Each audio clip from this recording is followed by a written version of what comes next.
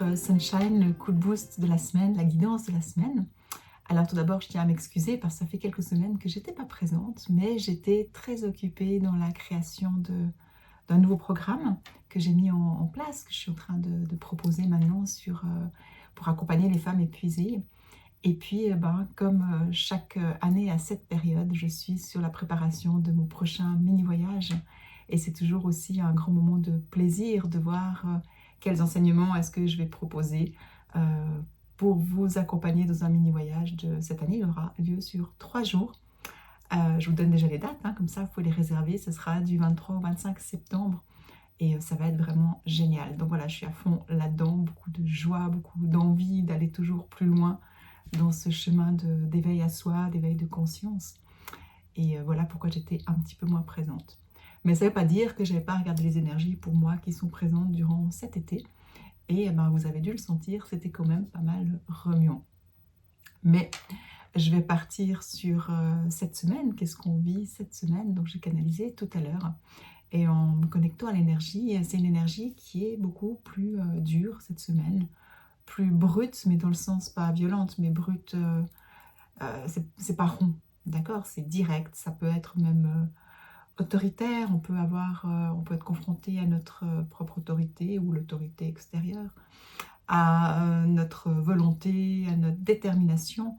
Donc c'est très bien tout ça, mais c'est aussi des moments où on peut se mettre plus de pression, où on peut être plus dur avec soi-même ou l'extérieur. Donc là, l'énergie de cette semaine, étant donné qu'elle est déjà plutôt dure, je dirais, carrée, euh, ce que je vais vous proposer et vous amener à mettre en place cette semaine, c'est d'amener plus de rondeur, plus de douceur dans cette semaine, que ce soit dans vos agissements, dans vos façons de parler, vos façons de penser, et puis d'amener vraiment de la douceur, de la bienveillance pour mettre un peu de rondeur dans ce qui est présent cette semaine. Et puis comment le faire? Moi, quelque chose que j'aime particulièrement faire, c'est regarder la nature. Donc me connecter à la beauté de la nature, regarder, m'émerveiller sur ce qui est beau. Et du coup, automatiquement, ça met de la douceur dans mon cœur, ça met de la gratitude, de la bienveillance et beaucoup de rondeur. Donc ça peut être ça, hein, ça peut être aussi en regardant un animal que vous aimez, une personne que vous aimez. Voilà, c'est vous reconnecter à quelque chose qui vous fait du bien et qui va un peu ouvrir votre cœur pour amener justement cette rondeur. Mais je vous invite aussi parallèlement à observer comment ça se passe en vous. En quoi est-ce que vous pouvez être dur aussi avec vous-même? En quoi est-ce que vous pouvez être carré, autoritaire, mais aussi avec vous-même? En quoi est-ce que ce que vous vivez peut être dur aussi? Donc d'observer ce que vous vivez pour aussi à ce niveau-là être dans l'accueil, dans la reconnaissance de ce qui est, dans la bienveillance et la compassion pour ce que vous vivez, que ce soit vos réactions ou ce que vous vivez dans votre vie qui peut être plus dur en ce moment. Donc voilà, c'est amener de la douceur, de la bienveillance, tout en étant vraiment en pleine conscience de ce qui se passe, de ce qu'on vit, que ce soit intérieurement ou extérieurement. Parce que finalement, c'est ça la clé de la transformation, c'est de ne pas être dans le déni, mais c'est d'amener un peu de l'amour là où ça fait un peu plus mal.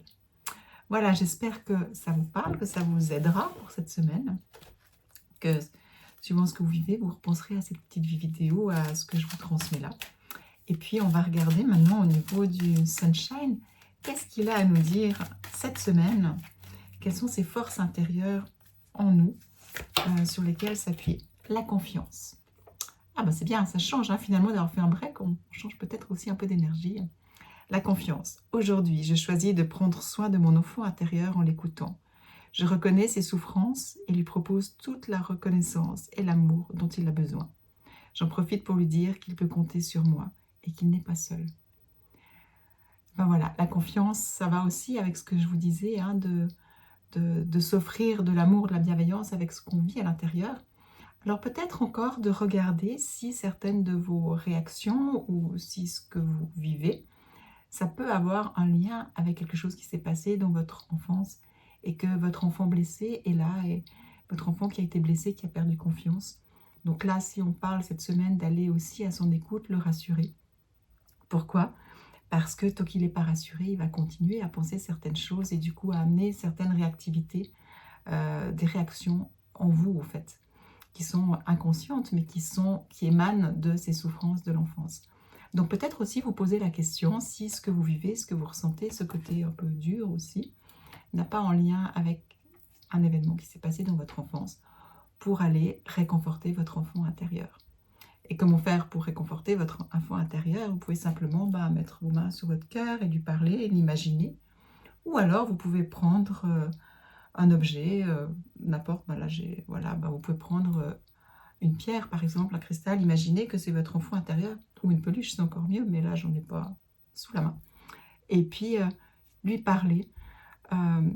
C'est comme si vous lui parlez de vous adulte, avec la maturité, avec la compréhension que vous avez du monde.